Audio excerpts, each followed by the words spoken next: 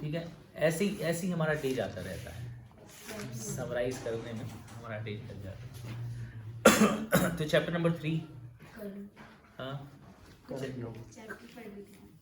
नाम पढ़ी थी टॉपिक कर्मयोग, ठीक है। अर्जुन उवाच जायसी चेत कर्मणस्ते मता बुद्धिर्जनार्दन तत्किं कर्माणि घोरे मां नियोजयसि केशव। दोनों पढ़ लेते हैं। व्यामिश्रेणेव वाक्येन बुद्धिं मोहयसीव मे तदेकं वद निश्चयत्ययेन श्रेयोऽहमाप्नुयाम्। अब अर्जुन कह रहे हैं कि हे जनार्दन, ही केशव, आप जब बता रहे हैं कि बुद्धि श्रेष्ठ है, बुद्धि योग श्रेष्ठ है, फिर मुझे कर्म योग में क्यों लगा रहे हैं? हाँ, फिर आगे बता रहे हैं कि आपने बहुत सारी चीजें बता दी हैं, भगवान ने बहुत सारी चीजें बताई हैं। सेकेंड चैप्टर में मैंने बताया था, सेकेंड चैप्टर समरी है भगवद गीता का, इसीलिए उसका नाम क्या है, चैप्टर का नाम गीता सार, गीता का सार। सब कुछ बता दिया भगवान ने उसमें। सांख्य योग बता दिया, उसमें सकाम कर्म योग बता दिया, निष्काम कर्म योग बता दिया, भक्ति योग बता दी, मयि सर्वाणि कर्माणि, तो भगवान ने सब बता दिया। तो अब ये कह रहे हैं आपने इतना सब बता दिया, मैं कंफ्यूज हो गया। जैसे अभी विशाल बुक क्यों नहीं बता पा रहे, इतना सब डिस्कस हो गया कि रजिस्टर ही नहीं कर पा रहे, तो कंफ्यूज हो गए। ऐसे अर्जुन भी कंफ्यूज हो गए। आप डरो नहीं, आप अर्जुन के जैसे हो, अर्जुन भी ऐसे कंफ्यूज हो गए, बोले इतना सब बता दिया, क्लियर करो भाई क्या है। ठीक है, तो अर्जुन कह रहे हैं कि हमको याद है जब हम लोग पढ़े थे, आई थिंक 239 या 46, 246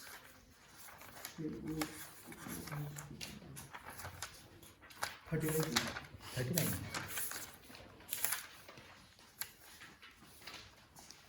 नेहा विक्रम ना सोचती, वो 40 है, ये 49। अब अर्जुन कह रहे हैं भगवान से, अब भगवान ने पहले कहा था अर्जुन से, दूरेण ही अवरम कर्म कर बुद्धि योगो धनंजयात। अब उससे अर्जुन से कह रहे थे कि भैया देखो, सारे बुरे कर्मों को त्यागो, ये सब बेकार कर्म है ना, इसको त्यागो और बुद्धि योग में स्थित हो। अब यहाँ कह रहे हैं कि तुम युद्ध करो। अब अर्जुन कह रहे हैं गर्हित कर्म मतलब बेकार निंदनीय कर्म तो युद्ध करना होता है, सामान्य जनता के हिसाब से लड़ाई करना तो पाप है ना, तो कह रहे हैं ये बेकार कर्म है। तो आप मुझे कह रहे थे पहले कि बुद्धि योग में स्थित हो, अभी कह रहे हो कि तुम युद्ध करो, मैं करूं क्या? समझ आया? समझ आ रहा है? हाँ, बोले युद्ध करो, मैं करूं क्या, मैं कंफ्यूज हूं।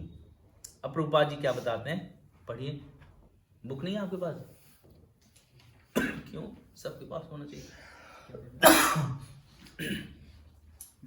श्री भगवान कृष्ण ने पिछले अध्याय में अपने घनिष्ठ मित्र अर्जुन को संसार के शोक सागर के से उभरने के उद्देश्य से आत्मा के स्वरूप का विशद वर्णन किया है और आत्मा साक्षात्कार के जिस मार्ग के संतुति की है वह यह बुद्धि योग या कृष्ण भावनात्मक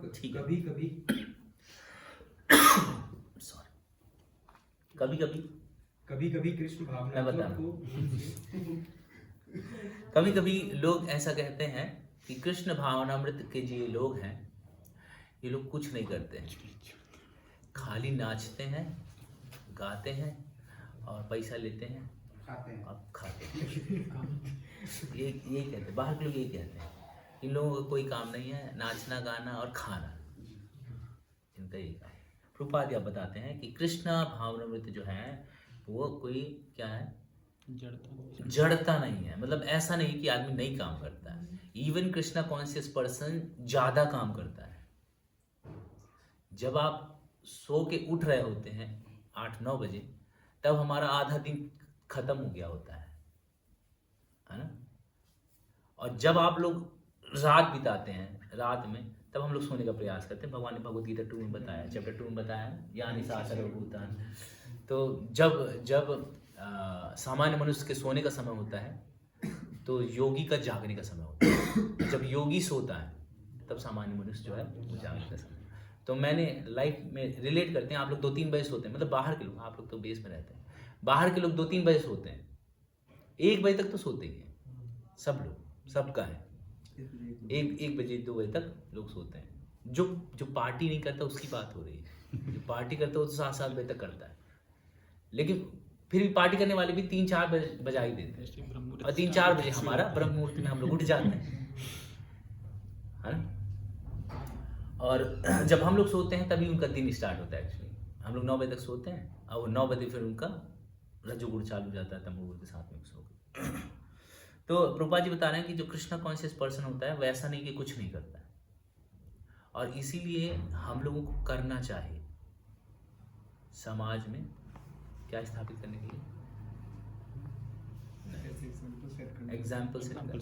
भगवान ने बताया पिछले चैप्टर में कि एग्जाम्पल सेट करने के लिए भक्त करता है, भक्त को करने की कोई जरूरत नहीं है। भक्त, हम लोग भक्त नहीं है, मैं बता रहा हूँ कि जो शुद्ध भक्त होता है उसको करने की कोई जरूरत नहीं है, लेकिन समाज में एग्जाम्पल सेट करने के लिए वो करता है। हम लोग को शुद्ध भक्त बनने के लिए करना होगा और समाज में एग्जाम्पल सेट करने के लिए भी करना होगा, इसीलिए हम लोग करते हैं। खाली माला लेके जपते नहीं रहते। साधना का टाइम 2 घंटे का है, रीडिंग का टाइम 1 घंटे का, हीलिंग का टाइम 1 घंटे का, उसके बाद 8 घंटे की फिजिकल सेवा, वो है कृष्णा कॉन्शियसनेस। कृष्णा कॉन्शियसनेस का मतलब ये नहीं है कि रात दिन माला करते रहो। प्रभुपाद जी आगे पर बता रहे हैं कि कुछ लोग जो है उनको लगता है यार समाज सब बेकार है और भगवान का नाम लेना है, तो हरिद्वार चले जाते हैं, वहाँ से जंगल चले जाते हैं, हिमालय चले जाते हैं, वहाँ नाम जपते हैं। नहीं, लेकिन ऐसा हम लोग कर नहीं सकते। ये इस चैप्टर में लगभग यही बताया हुआ है। कर्म बताया है, तो कर्म अलग अलग तरह से कर्म को लिया जाता है। जैसे कर्म का मतलब है कि कोई एक्टिविटी, कोई क्रिया करना। कई बार कर्म का मतलब होता है रिएक्शन, जिसे नहीं कहते उसका कर्मा था, रिएक्शन भी होता है। कई बार एक्शन रिएक्शन, एक्शन रिएक्शन का चेन भी होता है कर्मा। तो अलग कॉन्टेक्स्ट में अलग अलग तरीके से कर्म को लिया गया है। कई बार कर्म को कृष्णा कॉन्शियस कर्म भी लिया गया है। ठीक, तो कंफ्यूज मत होना। फिर बोल रहे बुद्धि योग, हाँ उस वाले प्रभाव बता रहे थे। बुद्धि योग मीन्स कि वही हो गया कृष्णा कॉन्शियसनेस कर्म के बारे में बता रहे थे। बुद्धि योग का मतलब यही है, कृष्णा कॉन्शियस कर्म करो। अभी आगे आएगा, जो कंफ्यूजन आएगा ना भगवान बोलेंगे, क्योंकि ये बोल रहा है ना, अर्जुन बोल रहा है कि भाई मैं कंफ्यूज हूँ क्या करूँ, तो फिर भगवान बोलेंगे देखो 2 तरह से कर्म, एक तो कर्म योग, दूसरा ज्ञान योग। ज्ञान योग मतलब सांख्य योग, ज्ञान योग, और कर्म योग बुद्धि योग। अब भगवान आगे 3rd चैप्टर में बोलने वाले हैं। 3rd चैप्टर नहीं, 3rd श्लोक। अर्जुन का 2 चीजों से रिलेट करे क्वेश्चन, एक तो बोले बुद्धि योग और दूसरा वो कर्म बता रहे भगवान। हाँ। लेकिन एक्चुअली मतलब तो दोनों एक ही होगा, क्योंकि बुद्धि योग मींस नहीं भगवान लास्ट चैप्टर। बुद्धि योग में अर्जुन ये सोच रहा है निष्काम कर्म योग, मतलब संन्यास ले लेना। वो ये सोच रहा है अर्जुन कि अल्टीमेटली क्या है, सब तो छोड़ना ही है, अल्टीमेटली तो सब छोड़ना ही है, तो मैं संन्यास ले लेता हूँ, आखिरी वाला मैं फॉलो करता हूँ। भगवान के तुम पहले वाला फॉलो करो, क्योंकि ये दोनों को अलग अलग नहीं है। एक्चुअली तो अलग पाथ नहीं है, ये एक ही पाथ का स्टेप है।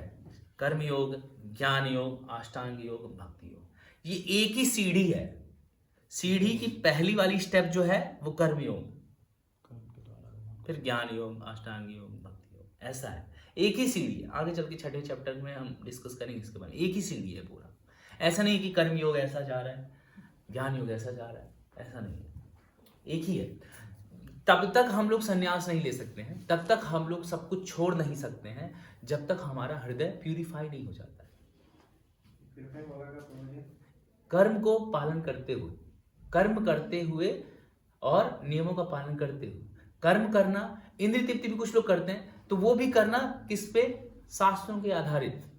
इस तरह से करेंगे तो हमारा प्यूरिफिकेशन होगा, उसमें प्रोसेस स्लो हो जाएगा। जो शास्त्र में दिए गए हैं उस तरह से अगर हम पालन करते हैं और इंद्रिय तृप्ति करते हैं तो गलत नहीं है, लेकिन उससे प्रोसेस स्लो हो जाएगा। यदि कोई एक जन्म का प्रोसेस है तो 10 जन्म लगेगा, क्योंकि प्रोसेस स्लो हो जाएगा। लेकिन फिर भी भगवान कहते हैं कि यदि आपका हृदय शुद्ध नहीं हुआ है तो आपको फर्स्ट वाली सीढ़ी से ही स्टार्ट करना होगा। हाँ, फर्स्ट वाली सीढ़ी से ही स्टार्ट करना होगा, ठीक है। ये प्रभुपाद जी आगे पढ़ में बता भी रहे हैं। जैसे अभी हम लोग कर हमारा कृष्णा कॉन्शियस है, हमारा भक्ति योग डायरेक्ट है। एक ही सीढ़ी है, लेकिन इसमें हम क्या कर रहे हैं कि अपने कर्मों को भगवान के द्वारा बताए हुए रास्ते पे, जो मतलब एक होता है शास्त्र मतलब जिसमें कि ज्ञान योग के माध्यम से वर्णाश्रम धर्म, लेकिन हमारा वर्णाश्रम हमारा दैवी वर्णाश्रम धर्म है। एक तो वर्णाश्रम धर्म है जिसमें लोग पालन करेंगे, धीरे धीरे आगे बढ़ेंगे। एक है दैवी वर्णाश्रम धर्म जिसमें डायरेक्ट हम लोग कृष्णा कॉन्शियस करते हैं। जैसे वैदिक कल्चर में क्या होता है कि सुबह उठना, जल्दी सोना, नियमों का पालन करना, किसके लिए, ये क्लियर। दैवी वर्णाश्रम धर्म में सब कुछ करना किसके लिए, ये क्लियर है। तो तभी तो अर्पित कर पाएंगे। जब हमने अर्पित किया तो वो फल जो है, जो मिलने वाला फल है, उसको भगवान को अर्पित कर रहे हैं धीरे धीरे। अभी क्या कर रहे हैं, जैसे मान लो सैलरी है, सैलरी मिल रहा है, सैलरी मान लो 50,000 मिल रहा है, तो हमने 5,000 रुपये दिया, लेकिन भगवान ये थोड़ी कह रहे हैं, भगवान तो कह रहे हैं पूरा 50 चाहिए। भगवान तो यही कह रहे हैं, कर्मण्येवाधिकार अस्ति मां फलेषु कदाचन, फल मुझे दे दो। भगवान ही कह रहे हैं फल मुझे दे दो। तो इसीलिए अब कैसे नहीं पूरा, हृदय कमजोर है ना, इसलिए कहते हैं कि ठीक है धीरे धीरे आगे बढ़ो। निष्काम कर्म टैग हो गए, निष्काम टैग हो गए। भगवान तो यही कहते हैं कर मुझे दे दो। हम जो कर रहे हैं, हाँ, हमारा निष्काम नहीं है, हमारा निष्काम नहीं है, हमारा भक्ति योग है। डिफरेंस मैं बताऊंगा जब 5वां अध्याय पढ़ेंगे ना, तो उसमें लिखा है कृष्ण भावना भावित कर्म। ये क्या है, ये कर्म योग।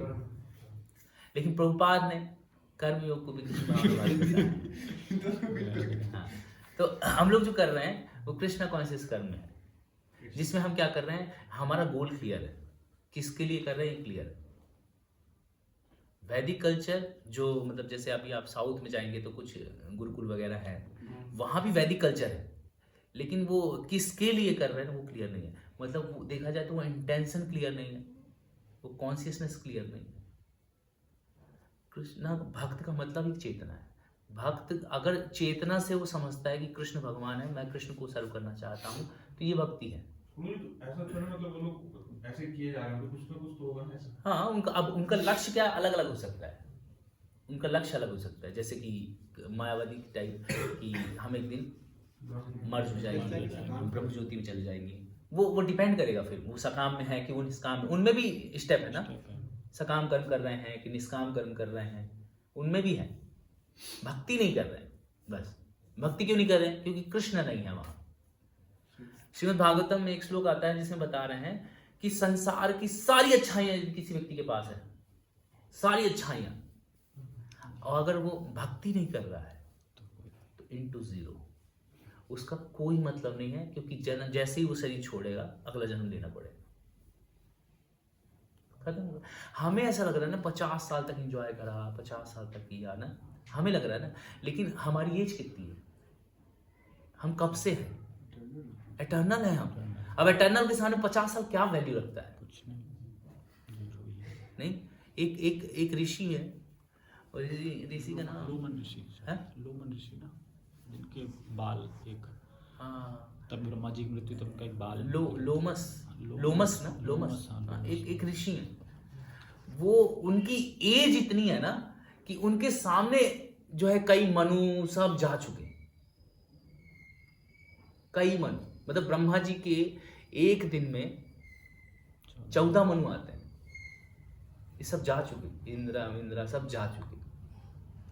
उनसे जब पूछा गया तो बोलते हैं आप कम से कम अपने लिए कुटिया तो बना लो, आप भजन करते रहते हो रात दिन, अपने लिए कुटिया तो बना लो।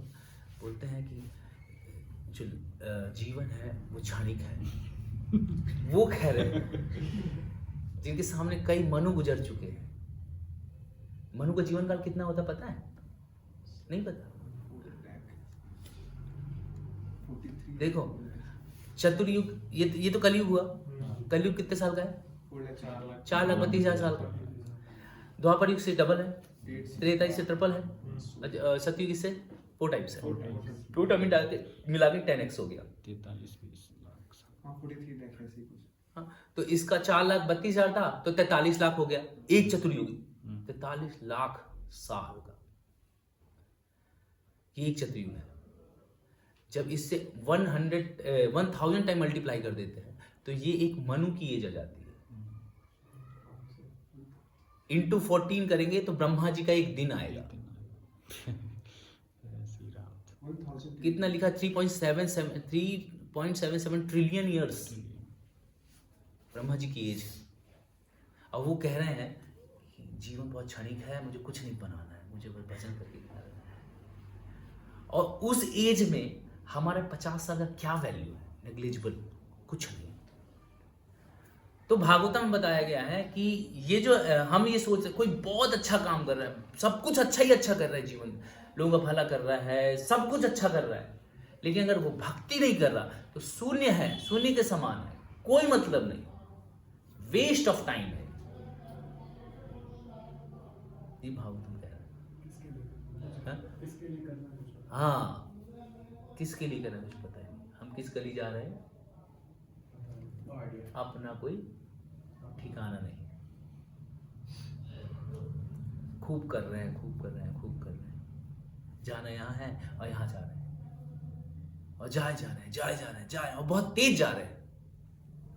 प्रभुपाद कर रहे हैं लोग जो हैं हेल जा रहे हैं और वो भी बहुत तेज स्पीड में जा रहे हैं। नरक तो जा रहे हैं लेकिन बहुत तेज गति से जा रहे हैं। एक बार एक रिपोर्टर ने प्रभुपाद से पूछा कि आप लोग क्यों इस प्लेन का यूज करते हो, ये तो मटेरियल है, आप लोग क्यों यूज करते हैं?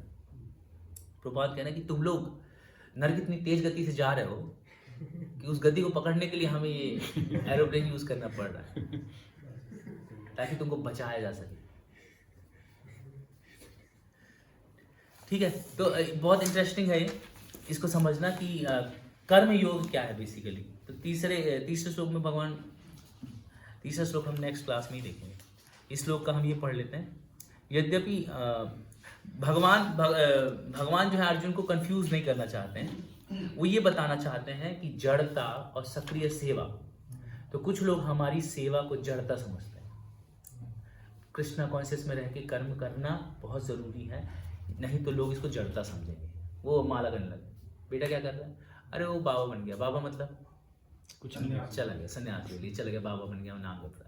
मेरी मम्मी भी यही बोलती है। हाँ, भक्ति योग और अकर्म में क्या डिफरेंस है? अब देखो अकर्म भी कॉन्टेक्स्ट के हिसाब से अलग अलग हो सकता है। जैसे पिछले अध्याय में भगवान बता रहे हैं, वो कर्म बोले कर्म नहीं करना। कर्म ना करें। हाँ, कर्म ही ना करें। नहीं, जो दूसरा बात आपका बताया नाम कर्मण्येवाधिकारस्ते मां फलेषु कदाचन मां कर्म फल हेतु भूर नाते संगोत्स्व अकर्मणि। उसमें भगवान बता रहे हैं अकर्म में अटैच मत हो जाना। अकर्म मतलब ना करने में अटैच, तो वहां पे अकर्म का मतलब है ना करना। और आगे चल के आप देखेंगे तो यहाँ अकर्म का मतलब हो जाएगा कृष्णा कॉन्शियस कर्म कर्म। तो बेसिकली दोनों में ये डिफरेंस है कि इसमें हम कर्म तो कर रहे हैं लेकिन बंधन में नहीं पड़ रहे, वो अकर्म कहलाता है। रिएक्शन नहीं लगेगा, और उसी को बोलते हैं कृष्णा कॉन्शियस कर्म कर्म। तो इसके डिक्शनरी में देखेंगे अकर्म का मतलब, भगवद गीता के लास्ट में डिक्शनरी है अकर्म का मतलब, उसमें लिखा है कृष्ण भावना भावित कर्म। सेम हो गया ना, भक्ति योग और अकर्म। हाँ हाँ, कृष्ण भावना भाव भक्ति, जहाँ कृष्ण आ गए वहाँ सब भक्ति है। ठीक है, तो इसमें भगवान बता रहे हैं कि सक्रिय सेवा हमको करना बहुत जरूरी है। सेवा करना बहुत जरूरी है। हमको लगता है कि अब हम थोड़े सीनियर हो गए, अब हम माला जब करेंगे, बाकी बच्चे लोग सेवा करें, हम हमारे अब हो गया बच्चे सेवा करें, नहीं, हमें करना होगा। प्रभुपाद बताते हैं 8 घंटे की सेवा बहुत जरूरी है। ये पूरे दिन में 24 घंटे होते हैं। प्रभुपाद कहते हैं 8 में इसको डिवाइड करना चाहिए। 8 घंटे फिजिकल सेवा, 8 घंटे शरीर के लिए, और 8 घंटे अध्यात्म के लिए।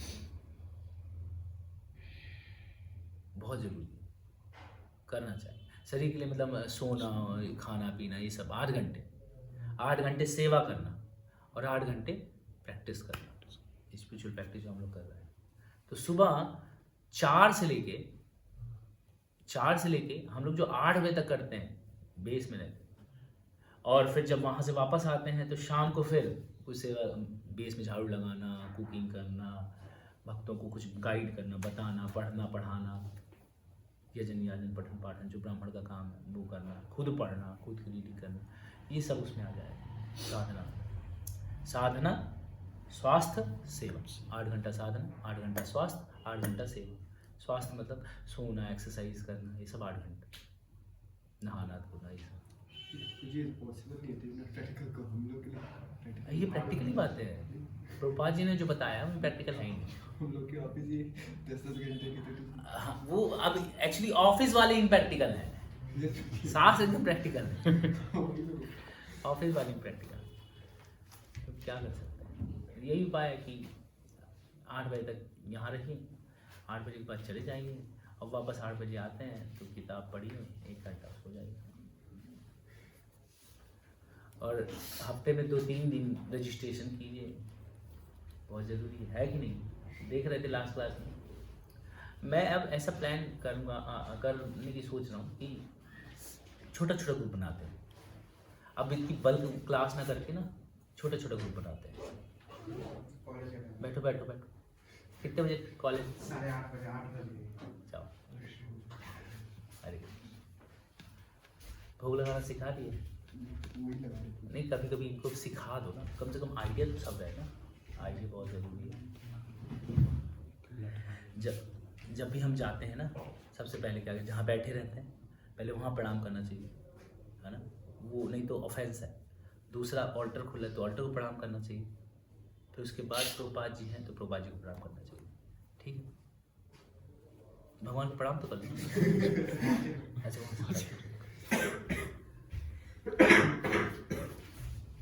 अब प्रणाम करना भी नहीं सीखे हैं, एटिकेट बहुत जरूरी है, आश्रय क्लास बहुत जरूरी है। प्रणाम ऐसे करते हैं, आपने भक्तों को नहीं देखा प्रणाम करते हुए? हाँ, कैसे करते हैं, करो। हाँ, कमाल हो गया यार, ये सेवा तो खूब करते हैं, ये तो मैं समझ गया। यहाँ भी प्रभुपाद जी को भी कर लो, हट जाओ थोड़ा, प्रभुपाद जी प्रणाम करने में। हाँ, अब यदि मंत्र नहीं बोले तो प्रणाम नहीं माना जाता। हमारे यहाँ बहुत नियम, अगर मंत्र नहीं बोलेंगे ना, जैसे प्रभुपाद का मंत्र नहीं बोला मतलब प्रणाम नहीं माना जाएगा, ठीक है। तो मंत्र धीरे धीरे याद कर लेना आप। हरे कृष्णा, धन्यवाद। ठीक है, तो 2 ही श्लोक हुआ आज।